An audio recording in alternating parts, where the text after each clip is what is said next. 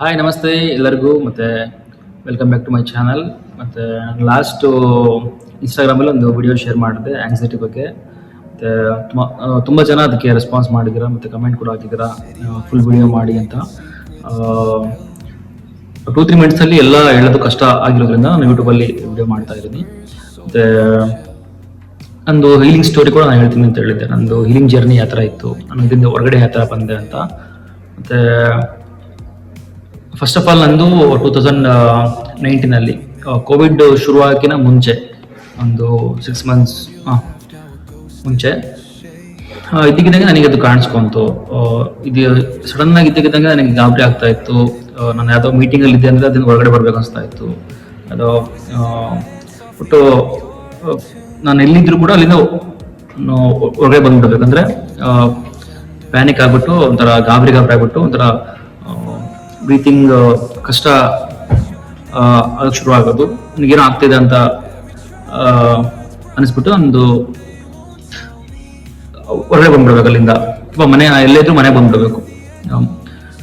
ಎಲ್ಲೇ ಇರಲಿ, ಯಾವುದೇ ಪ್ಲೇಸ್ ಇರಲಿ, ಮೀಟಿಂಗಲ್ಲಿ ಇರಲಿ ಅಥವಾ ಫಂಕ್ಷನಲ್ಲಿ ಇರಲಿ, ನೆಕ್ಸ್ಟ್ ಬಂದ್ಬಿಟ್ಟು ಟ್ರಾವೆಲಿಂಗಲ್ಲಿ ಇರಲಿ. ಎಸ್ಪೆಷಲಿ ಟ್ರಾವೆಲಿಂಗಲ್ಲಿ ಇದ್ರೆ ಇವಾಗ ಅದು ಸಿಲಿ ಅನ್ಸುತ್ತೆ.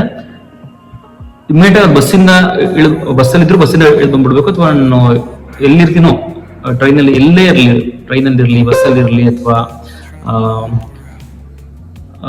ಕಾರಲ್ಲಿ ಇರಲಿ, ಜರ್ನಿ ಮಿಡಲ್ ಇರಲಿ, ಎಲ್ಲಿದ್ರು ಕೂಡ ಅಲ್ಲಿಂದ ಬಂದ್ಬಿಡ್ಬೇಕು. ನನಗೆ ಫಸ್ಟ್ ಮನೆ ಬಂದ್ಬಿಡ್ಬೇಕು. ಬೈಕಲ್ಲಿ ಹೋಗ್ತಾ ಇರ್ತೀನಿ, ನಾನು ನನ್ನ ಬೈಕ್ ಜೊತೆ ಹೋಗ್ತಾ ಇರ್ತೀನಿ. ಮಿಡಲ್ ಆಫ್ ದಿ ಎಲ್ಲೋ ಒಂದು ಡೆಸ್ಟಿನೇಷನ್ ಹೋಗ್ಬೇಕಾಗಿರುತ್ತಲ್ಲ, ಇಲ್ಲಿಂದ ಇಲ್ಲಿಗೆ ಈ ಏರಿಯಾದ ಇನ್ನೊಂದು ಏರಿಯಾಗೆ ಹೋಗ್ಬೇಕಾಗಿರುತ್ತೆ. ಇಮ್ಮಿಡಿಯೇಟ್ ನನಗೆ ಏನಾಗುತ್ತೆ ಗೊತ್ತಿಲ್ಲ, ಇಮ್ಮಿಡಿಯೇಟ್ ನಾನು ಬಂದ್ಬಿಡ್ಬೇಕು ಮನೆಗೆ. ಬರೋ ತನಕ ಸಮಾಧಾನ ಇಲ್ಲ, ಒಂಥರ ಸಿಕ್ಕಾಪಟ್ಟೆ ಪ್ಯಾನಿಕ್ ಆಗ್ಬಿಡೋದು.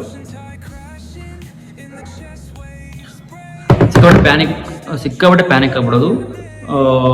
ಅವ್ರಿಗೆ ಗೊತ್ತಾಗ್ತಿರ್ಲಿಲ್ಲ ಏನಾಗ್ತಿದೆ ಅಂತ.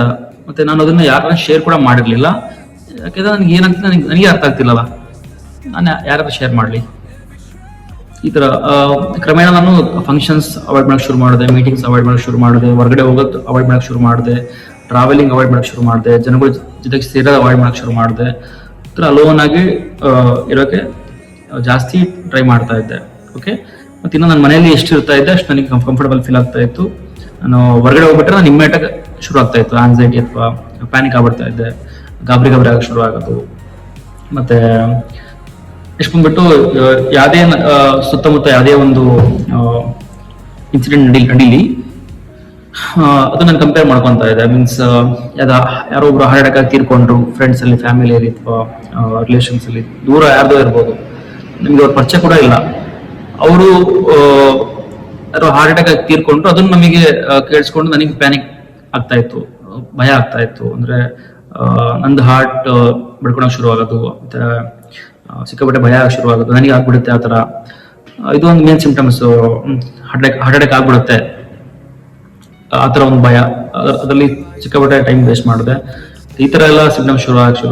ನೆಕ್ಸ್ಟ್ ಊಟ ಸೇರ್ತಾ ಇರಲಿಲ್ಲ, ಊಟ ಕಡಿಮೆ ಆಗ ಶುರು ಆಯಿತು. ನೆಕ್ಸ್ಟ್ ನಿದ್ದೆ ಬರ್ತಾ ಇರಲಿಲ್ಲ ಪ್ರಾಪರ್ ಆಗಿ. ಮತ್ತೆ ಸಡನ್ ಆಗಿ ನಂದು ಒಂದು 70 ತನಕ ನಾನು ವೆಯ್ಟ್ ಮೇಂಟೈನ್ ಮಾಡ್ತೀನಿ. ಬಟ್ ನಂದು ಇಷ್ಟೆಲ್ಲ ನಾನು 63 ಕೆಳಗೆ ಬಂದಿರಲಿಲ್ಲ. ಅಂದರೆ ಕಾನ್ಶಿಯಸ್ಲಿ ನಾನು 70, 67, 68 ವೆಯ್ಟ್ ಮೇಂಟೈನ್ ಮಾಡ್ತೀನಿ. 63, 62, 61 ತನಕ ಬಂದ್ಬಿಡ್ತು ವೆಯ್ಟ್. ಗೊತ್ತೇ ಆಗ್ತಿಲ್ಲ ಯಾಕೆ ಆಗ್ತಾ ಇದೆ ಅಂತ. ಬ್ರೈನ್ ಹೆಂಗಾಗ್ತಿದೆ ಅಂತ ಹೇಳಿದ್ರೆ ಸಿಕ್ಕಾಪಟ್ಟೆ ಒಂಥರ ರೇಸಿಂಗ್, ಅಂದರೆ ಥಾಟ್ಸ್ ಫ್ರೀನೇ ಇಲ್ಲ. ಮೈಂಡ್ ಒಂದೆಲ್ಲ ಓಡ್ತಾ ಇದೆ. ಏನಾಗ್ತಿದೆ ಸಿಕ್ಕಾಪಟ್ಟೆ ರೇಸಿಂಗ್, ಅಂದ್ರೆ ತಲೆ ಬಿಸಿ ಆಗ್ಬೇಕು ಆ ಥರ ಥಾಟ್ಸ್. ಬೇರೆ ನಾನು ಕೂಡ ಟ್ರಾನ್ಸ್ಫಾರ್ಮೇಶನ್ ಕೋಚ್ ಆಗಿರೋದ್ರಿಂದ, ವೆಲ್ನೆಸ್ ಕೋಚ್ ಆಗಿರೋದ್ರಿಂದ ನನಗೆ ಕೆಲವೊಂದು ಐಡಿಯಾ ಇದೆ. ನಾನು ತುಂಬ ಸ್ಟಡಿ ಮಾಡ್ತಾ ಇದ್ದೆ. ನಮ್ಮದು ಬಾಡಿಯಲ್ಲಿ ನಾವು ಏನು ಫುಡ್ ಕನ್ಸ್ಯೂಮ್ ಮಾಡ್ತೀವೋ ಅದ್ರಲ್ಲಿ ಕ್ಯಾಲರಿ ಬರುತ್ತಲ್ವಾ, ಅದರಲ್ಲಿ 80% ಕ್ಯಾಲರಿನ ನಮ್ದು ಹೋಲ್ ಬಾಡಿ ಕನ್ಸ್ಯೂಮ್ ಮಾಡುತ್ತೆ. ಬಟ್ 20% ಕ್ಯಾಲರಿನ ಬ್ರೈನ್ ಅಲೋನ್, ನಮ್ದು ಬ್ರೈನ್ ಒಂದಕ್ಕೆ 20% ಕ್ಯಾಲರಿ ಬೇಕಾಗುತ್ತೆ. ನೀವು ಹೆಲ್ದಿ ಹ್ಯೂಮನ್ ಆಗಿದ್ರೆ. ಬಟ್ ಈ ಥರ ಆಂಗ್ಸೈಟಿ ಅಥವಾ ಪ್ಯಾನಿಕ್ ಅಟ್ಯಾಕ್ಸ್ ಈ ಥರ ಸಿಚುವೇಶನ್ ಅಲ್ಲಿ 20% ಅಲ್ಲ, ಇನ್ನು ಜಾಸ್ತಿ ಕನ್ಸ್ಯೂಮ್ ಮಾಡುತ್ತೆ. ಅಂದ್ರೆ ಥಾಟ್ಸ್ ರೇಸಿಂಗ್ ಆಗ್ತಾ ಇರುತ್ತೆ ಸಿಕ್ಕಾಪಟ್ಟೆ, ಹಂಗೆ ಕಂಟಿನ್ಯೂ ಥಾಟ್ಸ್ ನಿಮಗೆ ಫ್ರೀನೇ ಇರಲ್ಲ ಈ ತರ. ಓಕೆ, ವೇಟ್ ಲಾಸ್ ಆಗ್ಬಿಡುತ್ತೆ, ನೋಡಿದ್ರೆ ಗೊತ್ತಾಗ್ಬಿಡುತ್ತೆ ನನಗೇನೋ ಏನಾಗ್ಬಿಟ್ಟಿದೆ ಈ ತರ. ನಿಮಗೆ ಅನ್ನಿಸ್ತಾ ಇರುತ್ತೆ ನನಗೇನೋ ಆಗ್ಬಿಟ್ಟಿದೆ ಅಂತ. ಓಕೆ, ಬಟ್ ಒಂದು ಇದರಲ್ಲಿ ಟ್ರ್ಯಾಪ್ ಅಂತ ಹೇಳಿದ್ರೆ, ಬಹಳ ಜನಕ್ಕೆ ಇದು ಏನಂತ ಗೊತ್ತೇ ಆಗಲ್ಲ. ಆಂಗ್ಸೈಟಿ ಅಥವಾ ಪ್ಯಾನಿಕ್ ಅಟ್ಯಾಕ್ ಇದು ಗೊತ್ತೇ ಆಗಲ್ಲ. ನನಗೇನೋ ಆಗಿದೆ ಅಂತ ಹೇಳ್ಬಿಟ್ಟು ಕೆಲವೊಬ್ರು ಏನೋ ಬ್ಲ್ಯಾಕ್ ಮ್ಯಾಜಿಕ್ ಮಾಡ್ತಿದ್ದಾರೆ ಅನ್ಕೊಂತಾರೆ, ಕೆಲವೊಬ್ರು ಗೊತ್ತಿಲ್ಲ ಅದೇನೋ ಡಿಪ್ರೆಷನ್ಗೆ ಹೋಗ್ಬಿಡ್ತಾರೆ. ಅಲ್ಲಿಂದ ಅದನ್ನ ಫೇಸ್ ಮಾಡಕ್ ಆಗ್ದೇನೆ ಸುಮಾರು ಜನ ಯೂತ್ಸ್ ಸೂಸೈಡ್ ಮಾಡ್ಕೊಂಡ್ಬಿಡ್ತಾರೆ, ಸಾಗೆ ಎಂಡ್ ಮಾಡ್ಕೊಂಡ್ಬಿಡೋಣ ಲೈಫ್ನ. ಬಟ್ ನನಗೆ ಯಾಕೆ ಥಾಟ್ಸ್ ಬರ್ತಾ ಇತ್ತು ಅಂದ್ರೆ, ನಂದು ರೀಸೆಂಟ್ ಮದುವೆ ಆಗಿತ್ತು. ಮದುವೆ ಆಗಿ 2-3 years ಆಗಿತ್ತು. ನನ್ನ ಒಬ್ರು ಡಿಪೆಂಡ್ ಆಗಿದ್ದಾರೆ, ನಂಬ್ಕೊಂಡು ಬಂದಿದ್ದಾರೆ. ನನ್ನ ಫ್ಯಾಮಿಲಿ ಇದೆ, ನನ್ನ ಫ್ಯಾಮಿಲಿ ಡಿಪೆಂಡ್ ಇದೆ. ಮತ್ತೆ ನನ್ನ ಲೈಫಲ್ಲಿ ಏನೋ ಅಚೀವ್ ಮಾಡ್ಬೇಕು ಅನ್ಕೊಂಡಿದ್ದೀನಿ. ಡ್ರೀಮ್ಸ್ ಗೋಲ್ಸ್ ಸಿಕ್ಕಾಪಟ್ಟೆ ಆತರ ಇರಬೇಕು, ಈ ತರ ಇರಬೇಕು. ಬಟ್ ಮಜಾ ಅಂತ ಹೇಳಿದ್ರೆ, ಆ ಒಂದು ಟೈಮಲ್ಲಿ ಹೆಂಗಸ್ತಾ ಇತ್ತು ಅಂತ ಹೇಳಿದ್ರೆ, ಅಪ್ಪ ಏನು ಬೇಡ ಅನ್ನೋದು, ನಾರ್ಮಲ್ ಲೈಫ್ ಎಲ್ಲರೂ ಹೆಂಗೆ ನಾರ್ಮಲ್ ಲೈಫ್ ಲೀಡ್ ಮಾಡ್ತಿದಾರಲ್ಲ ಆ ತರ ಲೈಫ್ ಲೀಡ್ ಮಾಡಕ್ಕೆ ಇದು ಸಾಕಪ್ಪ ದೇವ್ರೆ. ಆತರ ದೇವ್ರಿಗೆ ಅದೊಂದು ಕೇಳ್ಕೊಂತ ಇದೆ, ದೇವ್ರೆ ಹೆಂಗೋ ಮಾಡೋಣ, ಬ್ಯಾಕ್ ಟು ಲೈಫ್ ನಂಗೆ ಆಗ್ಬೇಕು, ಆತರ ಫೀಲ್ ಆಗ್ತಾ ಇತ್ತು. ಮತ್ತೆ ಎಷ್ಟೋ ಸರಿ ನಾನು ಹತ್ತಿದ್ದೀನಿ, ಅಂದ್ರೆ ಒಬ್ಬನೇ ಹೋಗ್ಬಿಟ್ಟು ನನಗೆ ಯಾಕೆ ಹಿಂಗೆ ಆಗ್ತದೆ ಅಂತ ಇಷ್ಟು ಕ್ರೈ, ಅಂದ್ರೆ ಸಿಕ್ಕಾಪಟ್ಟೆ ಬೇಜಾರಾಗ್ತಾ ಇತ್ತು, ಯಾಕೆ ಹಿಂಗಾಗ್ತಾ ಇದೆ ಅಂತ. ಬಟ್ ಇನ್ನೂ ಒಂದು ಮಜಾ ಆ ಟೈಮಲ್ಲಿ, ನಾನು ಯಾವ ತರ ನಾನು ಯಾರಿಗೂ ಕಾನ್ಶಿಯಸ್ಲಿ ಕೇಳಕ್ ಹೋಗಲ್ಲ ಇದ್ರ ಬಗ್ಗೆ.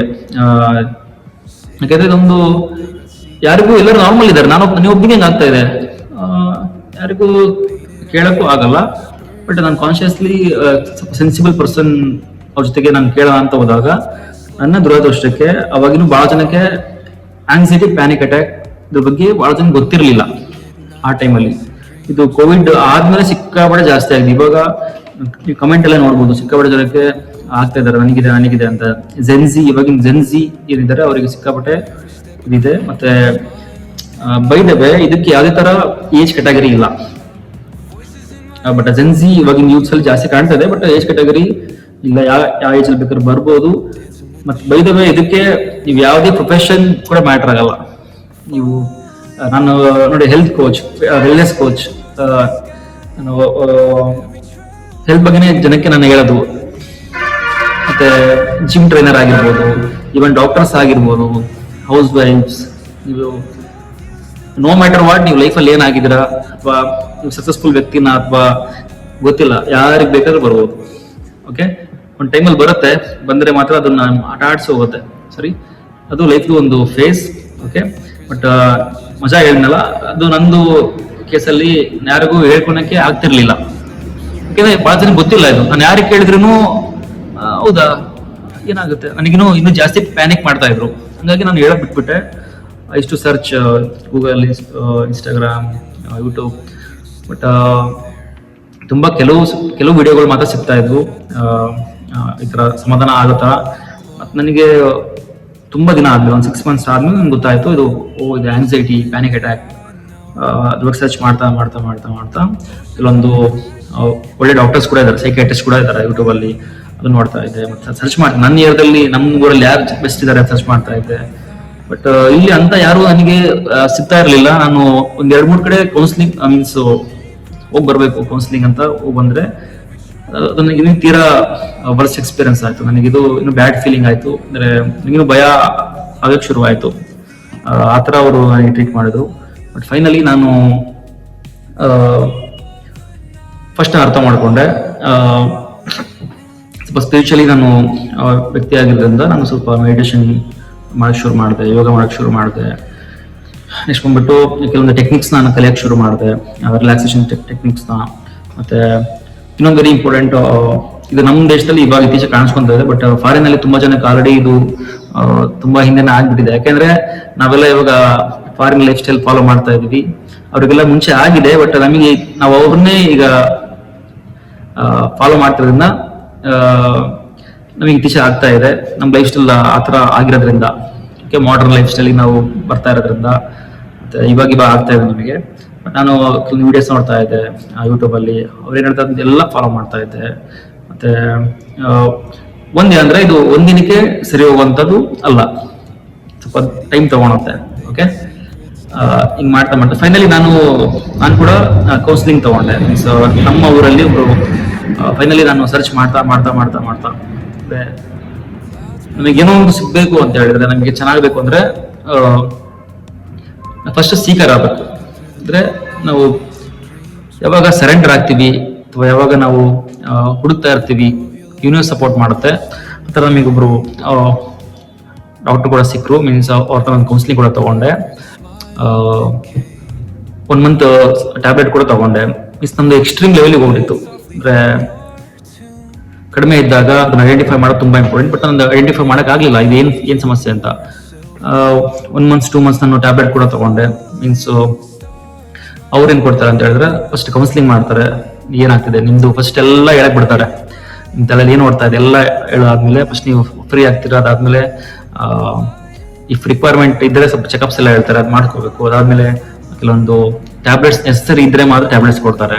1 ಮಂತ್ 2 ಮಂತ್ಸ್ಗೆ ತಗೋಬೇಕು. ಅದು ಬಂದ್ಬಿಟ್ಟು ನಿದ್ದೆ ಮಾತ್ರ ಅಂತ ಕರೀತಾರೆ ಕೆಲವರು, ಬಟ್ ಇದು ಆಂಟಿ ಡಿಪ್ರೆಸೆಂಟ್ ಆಗಿ ವರ್ಕ್ ಮಾಡುತ್ತೆ. ಓಕೆ, ಇದು ಸ್ಟ್ರೆಸ್ ಏನು ನಡೀತದೆ ಅಲ್ಲಿ ಥಾಟ್ಸ್ ನಡೀತದೆ ಅದನ್ನ ಕೂಲ್ ಮಾಡಕ್ ಹೆಲ್ಪ್ ಮಾಡುತ್ತೆ. ಅದನ್ನ ಕೊಡ್ತಾರೆ. ಅದನ್ನ ತಗೊಂಡ್ಬಿಟ್ಟು ಒಂದು 1 ಮಂತ್ 2 ಮಂತ್ಸ್ ಆದ್ಮೇಲೆ ನಿಮ್ದು ಆಂಗ್ಸೈಟಿ ಲೆವೆಲ್ ಕಡಿಮೆ ಆಗ್ತಾ ಇದೆ ತಕ್ಷಣ ನೀವು ಒಬ್ರು ಬೆಸ್ಟ್ ಡಾಕ್ಟರ್ ತೋರಿಸ್ತಾ ಇದ್ದೀರಾ ಅಂದ್ರೆ ಅವ್ರು ನಿಮಗೆ ಆ ಮೆಡಿಸಿನ್ಸ್ ನ ಕಡಿಮೆ ಮಾಡಕ್ಕೆ ಶುರು ಮಾಡ್ತಾರೆ. ನನ್ಗೆ ಹೆಂಗೆ ಶುರು ಮಾಡಿದ್ರು ಹಂಗೆ ನಿಧಾನಕ್ಕೆ ಗ್ರಾಜುಯಲಿ ನಂದು, ಯು ಬಿಲೀವ್ ಆರ್ ನಾಟ್, ನಂದು ವಿತಿನ್ 3 to 6 months ಅಲ್ಲಿ ನನ್ನ ಮೆಡಿಸಿನ್ಸ್ ಹೊರಗಡೆ ಬಂದೆ ಆಲ್ಮೋಸ್ಟ್. ಬಟ್ ನಂದು ಡಿಸಿಷನ್ ಯಾವ ತರ ಇತ್ತು ಅಂತ ಹೇಳಿದ್ರೆ, ನನಗೆ ಮೆಡಿಸಿನ್ ಮೇಲೆ ಡಿಪೆಂಡ್ ಆಗಿ ಇಷ್ಟ ಇರಲಿಲ್ಲ. ನಾನು ಡಾಕ್ಟರ್ ಹತ್ರ ಹೇಳ್ತಾ ಇದ್ದೆ.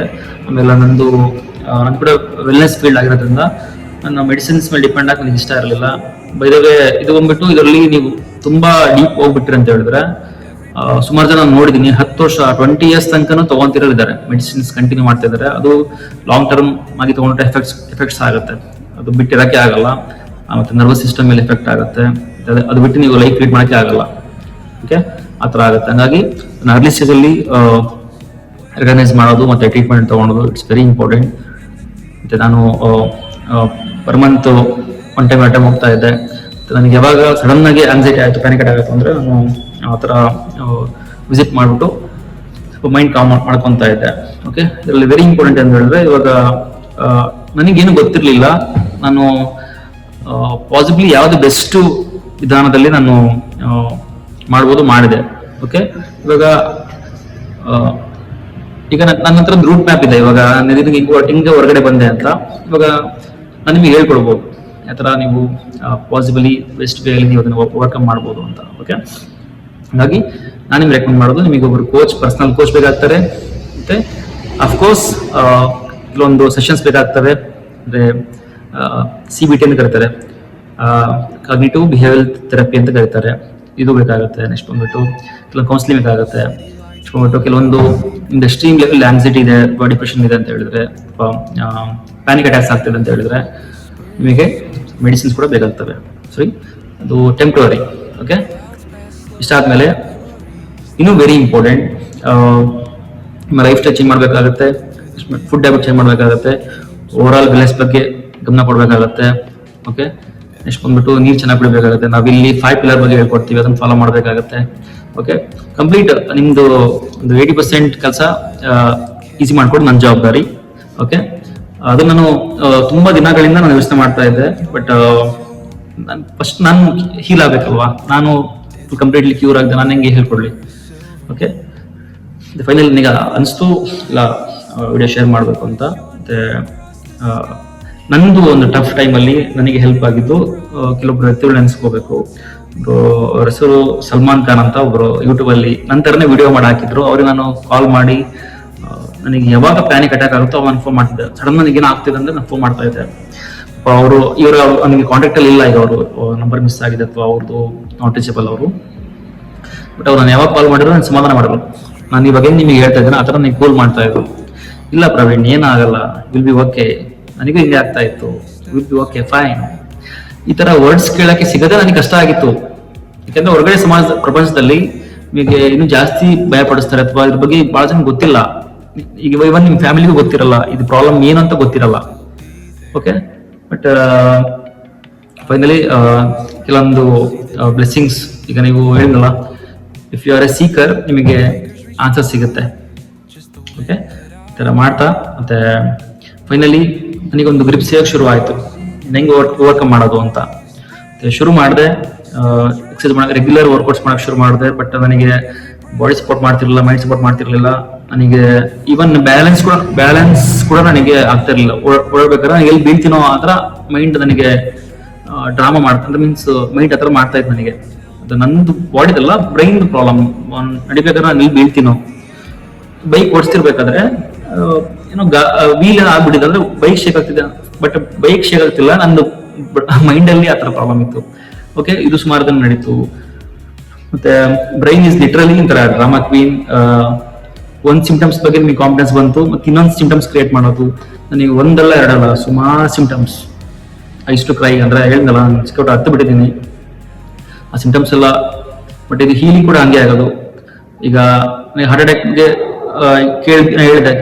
ಕೇಳಿದೆ, ಭಯ ಆಯ್ತು, ಇಮಿಡಿಯೇಟ್ ಆಗಿ ರನ್ ಇಲ್ಲಿಗೆ. ಈಗ ಮದುವೆ ಆದ್ಮೇಲೆ ಟೆಂಪಲ್ ರನ್ ಅಂತ ಇರ್ತದೆ, ಆ ಥರ ಈಗ ಆಂಗ್ಸೈಟಿ ಪ್ಯಾನಿಕ್ ಅಟ್ಯಾಕ್ ಆದ್ಮೇಲೆ ಹಾಸ್ಪಿಟಲ್ ರನ್, ಲ್ಯಾಬ್ಗೆ ರನ್, ಹಾಸ್ಪಿಟಲ್ಗೆ ಹೋಗೋದು, ಚೆಕಪ್ಸ್ ಮಾಡೋದು, ECG, echo, blood checkups, everything. ಕೆಲವೊಬ್ರು ಟೋಟಲ್ ಬಾಡಿ ಸ್ಕ್ಯಾನ್ ಮಾಡಿಸ್ತಾರೆ, ಎವ್ರಿಥಿಂಗ್. ಸಿಕ್ಕಾಪಟ್ಟೆ ಅಮೌಂಟ್ ಖರ್ಚು ಮಾಡ್ತಾರೆ. ಬಟ್ ಅದರಲ್ಲೇ ನಾನು ಈ ಥರ ಒಂದೊಂದೇ ಹಾಸ್ಪಿಟಲ್ ವಿಸಿಟ್ ಮಾಡ್ಬೇಕಾದ್ರೆ ಒಬ್ರು ತುಂಬಾ ಹಳೆಯ ಡಾಕ್ಟರ್ ಹೇಳ್ತಾ ಇದ್ರು, ಅವರು ಕಾರ್ಡಿಯಾಲಜಿಸ್ಟ್. ಅವ್ರು ಏನ್ ಹೇಳಿದ್ರು, ನೋಡ್ ನಿನ್ ತಲೆಗೆ ಇಲ್ಲದೆಲ್ಲ ಬಿಟ್ಕೊಂಡೆ ಅಂದ್ರೆ ಹಿಂಗೆ ತಿರ್ತಾ ಇರ್ಬೇಕು, ಲೈಫ್ ಲಾಂಗ್ ಹಿಂಗೆ ತಿರ್ತಾ ಇರ್ಬೇಕು, ಹಾಸ್ಪಿಟ್ಲಿಗೆ ಎಲ್ಲ ಕಡೆ ಹೋಗ್ಬೇಕಾಗತ್ತೆ. ಅಂದ್ರೆ ನಾವು ಏನ್ ಈಗ ನಾವೆಲ್ಲ 90s ಕಿಡ್ಸ್ ನಾವೆಲ್ಲ. ಬಟ್ ಇವಾಗ ಜೆನ್ಸಿ ಅವ್ರಿಗೆ ಇನ್ನೂ ತುಂಬಾ ಆಪರ್ಚುನಿಟಿ ಇದಾವೆ ನಿಮ್ಗೆ ಹಾಳಾಗೋದಕ್ಕೆ, ಮತ್ತೆ ಈ ತರ ಆಂಗ್ಸೈಟಿ ಮತ್ತೆ ಪ್ಯಾನಿಕ್ ಅಟ್ಯಾಕ್ಸ್ ಆಗೋದಕ್ಕೆ. ಮಾಡದಿರೋ ಕೆಲಸ ಇಲ್ಲ, ಎಲ್ಲ ಅವೈಲೇಬಲ್ ಇದೆ. ಓಕೆ, ಒಳ್ಳೇದು ಅವೈಲೇಬಲ್ ಇದೆ, ಕೆಟ್ಟದ್ದು ಅವೈಲೇಬಲ್ ಇದೆ. ಸಣ್ಣ ಅರ್ಲಿ ಏಜ್ ಅಲ್ಲಿ ಎಲ್ಲ ನಿಮಗೆ ಅಕ್ಸೆಸ್ ಸಿಗುತ್ತೆ. ಇಂಟರ್ನೆಟ್ ಇದೆ, ಒಳ್ಳೇದು ನೋಡ್ತೀರಾ, ಕೆಟ್ಟದ್ದು ನೋಡ್ತೀರಾ, ಒಳ್ಳೇದು ಮಾಡ್ತೀರಾ, ಕೆಟ್ಟದ್ದು ಮಾಡ್ತೀರಾ, ಹ್ಯಾಬಿಟ್ಸ್ ಇರ್ತವೆ. ಎಲ್ಲ ಮಾಡಿ ಮಾಡಿ ಮಾಡಿ ಮಾಡಿ ಬ್ರೈನಿಗೆ ಒಂದು ಟೈಮಲ್ಲಿ ಆಗುತ್ತೆ ತರ ಸೀದಾದಂಗೆ. ಅಲ್ಲಿಂದ ರಿಯಲ್ ಗೇಮ್ ಶುರು. ಓಕೆ, ಬಟ್ ಅನ್ಫಾರ್ಚುನೇಟ್ಲಿ ಸುಮಾರು ಜನ ಇದರಲ್ಲಿ ಲೈಫ್ ಎಂಡ್ ಮಾಡ್ಕೊತಾರೆ. ಬಟ್ ಪಾಸಿಬಲಿ ನೀವು ಸ್ಟ್ರಾಂಗ್ ಇದ್ರೆ ಕಂಪ್ಲೀಟ್ ಹೊರ ಬರ್ತೀರಾ. ಓಕೆ, ಹೊರ ಬಂದ್ಬಿಟ್ಟು ನಂತರ ಇನ್ನೊಬ್ರಿಗೆ ಹೇಳ್ತೀರಾ, ಮತ್ತೆ ಅವ್ರ ಲೈಫ್ ಚೆನ್ನಾಗಕ್ಕೆ ಹೆಲ್ಪ್ ಮಾಡ್ತೀರಾ. ಓಕೆ, ಹಂಗಾಗಿ no need to worry, you are very strong. ನೀವು ಓವರ್ಕಮ್ ಮಾಡ್ತೀರಾ, ಯು ವಿಲ್ ಬಿ ಫೈನ್. ಮತ್ತೆ ನೀವು ಬ್ಯಾಕ್ ಟು ಲೈಫ್, ನಾರ್ಮಲ್ ಲೈಫಿಗೆ ಹೋಗ್ತೀರಾ. ಮತ್ತೆ ನಿಮ್ದೇನು ಕೆರಿಯರ್ ಇದೆ, ನಿಮ್ದು ಲೈಫ್ ಏನಿದೆ ಸಕ್ಸಸ್ ಆಗೇ ಆಗ್ತೀರಾ. ಓಕೆ, ವಿಲ್ ಬಿ ಕಂಪ್ಲೀಟ್ಲಿ ಮತ್ತೆ perfectly all right in future ಅಲ್ಲಿ. ಓಕೆ, ಹಂಗಾಗಿ ಮತ್ತೆ ನೋಡೋಣ ನೆಕ್ಸ್ಟ್ ವಿಡಿಯೋಸ್ ಅಲ್ಲಿ ನಾನು ಆ ಥರ ರಿಲ್ಯಾಕ್ಸಿಂಗ್ ಟೆಕ್ನಿಕ್ಸ್ನ ಹೇಳಕ್ಕೆ ಟ್ರೈ ಮಾಡ್ತೀನಿ. ನೆಕ್ಸ್ಟ್ ಮತ್ತೆ ಹೇಳಿದ್ನಲ್ಲ, ನಾನು 6 months ಅಲ್ಲಿ ನಾನು ಆ ಥರ ಆಗಿದ್ದು, ಮೆಡಿಸಿನ್ಸ್ ಹೊರಗೆ ಬಂದಿದ್ದು. ಆಮೇಲೆ ಈ ಥರ ನನ್ನ ಲೈಫ್ ಸ್ಟೈಲ್ ಮತ್ತೆ ಫುಡ್ ಹ್ಯಾಬಿಟ್ ಸರಿ ಮಾಡಿಕೊಂಡು ಫಿಸಿಕಲ್ ಆಕ್ಟಿವಿಟಿ ಮತ್ತೆ ಮೆಡಿಟೇಷನ್, ಯೋಗ, ಮತ್ತೆ ಜಿಮ್ ಶುರು ಮಾಡಿದೆ. ಜಿಮ್ಮಲ್ಲಿ ಎಕ್ಸರ್ಸೈಸ್ ಮಾಡೋಕ್ಕೆ ಶುರು ಮಾಡಿದೆ. ಅಂದರೆ ಇಟ್ಸ್ ನನಗೆ ತಿರುಗಿ ನೋಡಿದ್ರೆ it's A fantastic journey, healing. Okay, but ನೀವು ರೈಟ್ ಪೀಪಲ್ ಜೊತೆ ಇರಬೇಕು, ಮತ್ತೆ ನಿಮ್ಮ ಸರ್ಕಲ್ ಆ ಥರ ಸಪೋರ್ಟಿಂಗ್ ಜನ ಸಿಕ್ಕರೆ ವೆರಿ ಸ್ಮೂತ್ ಆಗಿ ನೀವು ಹೊರಗಡೆ ಬರೋಕ್ಕೆ ಹೆಲ್ಪ್ ಆಗುತ್ತೆ. ಬೈ ದ ವೇ, ಈಗ ನಾನು ನಿಮಗೆ ವಿಡಿಯೋಲಿ ನಿಮಗೆ ಆಲ್ರೆಡಿ ಗೈಡ್ ಮಾಡಿದ್ದೀನಿ. ಮತ್ತೆ ಯಾರಿಗೆ ಓವರ್ಕಮ್ ಮಾಡೋದಕ್ಕೆ ಸೀರಿಯಸ್ಲಿ ಇಷ್ಟ ಇದೆ, ನಾನು ನಿಮಗೆ ಗೈಡ್ ಮಾಡ್ತೀನಿ. ಮತ್ತೆ 1-to-1 ನಾನು ಕೂಡ ಗೈಡ್ ಮಾಡ್ತೀನಿ, ಸರಿನಾ? ನನಗೆ ಅದು ಏನಾರ ಆಗಲಿ, ನನಗೆ ಅಟ್ಲೀಸ್ಟ್ ಒಬ್ರು ಸಿಕ್ಕರೆ ಸಾಕಿತ್ತು, ಆ ಥರ ಆಗ್ತಾ ಇತ್ತು. ಓಕೆ, ನಾನು ಗೈಡ್ ಮಾಡೋಕೆ ರೆಡಿ ಇದ್ದೀನಿ. ಮತ್ತೆ ನಮ್ದು ಕ್ಲಾಸಸ್ ಎಲ್ಲ ಝೂಮಲ್ಲಿ ಇರುತ್ತೆ. ಮತ್ತೆ ನೀವು ಯಾರಾದರೂ ನಿಯರ್ ದಾವಣಗೆರೆ, ದುರ್ಗಾ, ಶಿವಮೊಗ್ಗ ಈ ಥರ ನಿಯರ್ ಬೈ ಇದ್ರೆ ನೀವು ಡೈರೆಕ್ಟ್ಲಿ ವಿಸಿಟ್ ಮಾಡ್ಬೋದು ನಮ್ಮ ಸೆಂಟ್ರಿಗೆ. ಮತ್ತೆ ಯಾರೆಲ್ಲ ಹೊರಗಡೆ ಇದ್ದೀರಾ ನೀವೆಲ್ಲ ನಾವು ಆನ್ಲೈನ್ ಕನೆಕ್ಟ್ ಆಗೋಣ. ಮತ್ತೆ ಸೀರಿಯಸ್ ಆಗಿ ಫಾಲೋ ಮಾಡಿ, ಮತ್ತೆ ಇದನ್ನೇ ಎಕ್ಸ್ಟ್ರೀಮ್ ಲೆವೆಲ್ ಹೋಗಿ ಬಿಡಬೇಡಿ. ಮತ್ತೆ ಥ್ಯಾಂಕ್ ಯು ಸೋ ಮಚ್. ಮತ್ತೆ ಸಿ ಯು. ಮತ್ತೆ ಬಾಯ್.